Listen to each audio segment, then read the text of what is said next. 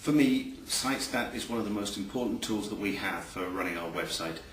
Without good stats, I have no idea if what I'm doing is working, if articles I put up are of interest for people, or how well I'm reaching the audience with the message that I want. But if I have good stats, then I can see what articles are popular, I can see how many people we're attracting, and I also get to know a lot more about my audience.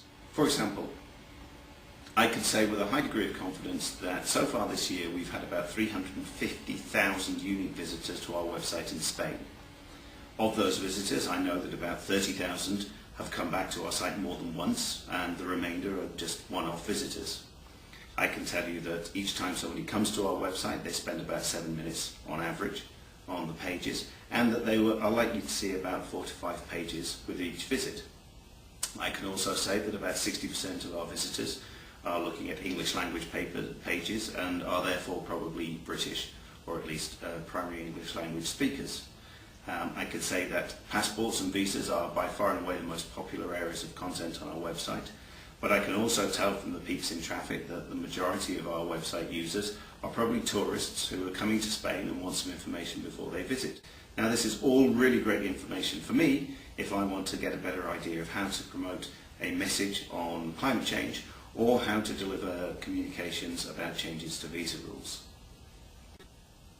I normally check our website stats about twice a week, and then once a month I produce a detailed report which looks at total visitor numbers, visitors broken down by site area, top news items, top referrers, and how our campaigns are doing.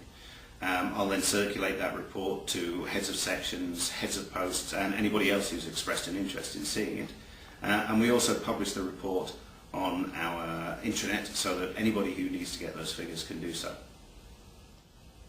Now, with Copenhagen, we're looking at web stats every day.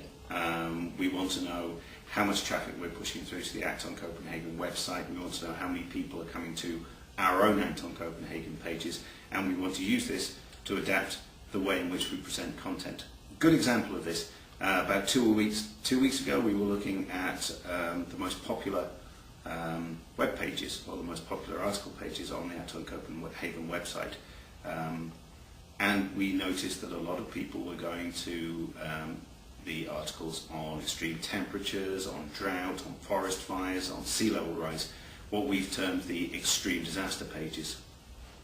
And we realized that these pages only existed in English. So we felt that it was a good idea to translate these pages, promote them to our Spanish audience, and see if we could drive more traffic.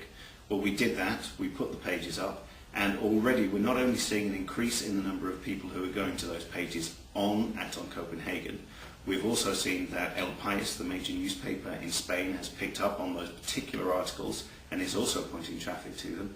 And we're also seeing an overall increase in traffic to our own page on Act on Copenhagen on the UK and Spain site. So we're increasing traffic on both websites. Now, this wouldn't have happened if we hadn't been looking at the statistics and if we hadn't seen what the user behaviour was and responded to it. I know that some people feel that Sitestat is not the most user-friendly of tools, and a lot of what we know has come through trial and error. But I would say don't be afraid of it, experiment and try things out. If, however, you are feeling a little bit nervous about using it, or you're just not sure how everything is, then here is a little bit of a demonstration from us on how to produce a very simple report for your website that we think will give you key information you need to start understanding who's coming, where they're coming from, and what they're doing when they get to your website. So we're in Sitestat and we're going to open a new report. And this report is going to start with just looking at total visitors. So click OK. And here you can see we have total visitors for last month, and this is showing them day by day. Well, we don't want to see them like that. For us it's going to be easier just to see them, the total figure for the month. So we click on Edit and we go into Parameters, and you can see time interval. We're going to change that to full period. We're also going to change the display to text only, so we get rid of the bar graph.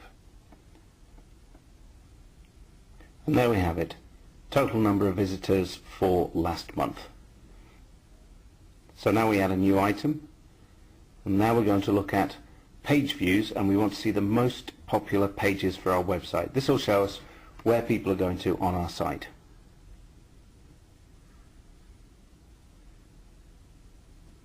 And there we have it. List of the top 25 most popular pages. You can see here we've got the home page, visas, passports, our offices in Spain. This tells you where people are going to and what content they are interested in on your website. Now we're going to add the final piece, which is the referrers report. And we're going to look in campaign, search engines and referrers, and further down here you will see towards the bottom we have referrers list. So we select that, click on OK, and this is going to tell us what websites people are coming to us from. And here it is. So here we have URLs of pages that people have clicked on to come through to our website. So you know where people were browsing before they came to your website. This gives you a really good idea of the type of audience you're attracting and which websites are pushing traffic towards you. So this tells you quite a lot about the sort of people. You see here Google, we have quite a lot, Google searches. And this will give you a list of the top 100, so it's quite an in-depth review of your audience.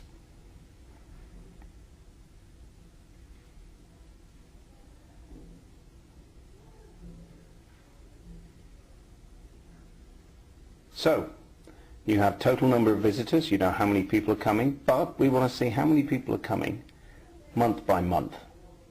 So let's see if we can expand this a little bit. We're going to go into edit and we're going to override the date. Instead of having last month, we're going to look at all visitors for this year. But what we want to do is look at that on a monthly basis. So we set the time interval to month and we click on OK. And so this is, rather than just looking at last month, means that we can see how many people have come each month and we can compare how our visitor numbers change over the year. And there you have it. You can see now broken down by month, January 31,000, peaking in July 41,000. And we still have total. We also have the highest month here, which was July for us. We have the minimum month, which is December, because we're only halfway through it. And also we have an average monthly user numbers. So you've got total visitors.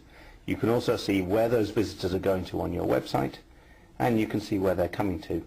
And this gives you a very simple but very important picture of your website audience. Now we just save that, give it any name, and that means that every month now, first day of the month, you open up this report and you can see instantly where you are or what happened last month on your website. So, there you are. Hopefully for those of you who aren't already using Sitestat, that will give you a little bit of confidence to go and try it out with just a simple report. And for those of you who are, I hope that some of what I've said inspires you to get more out of it. Okay, thank you very much.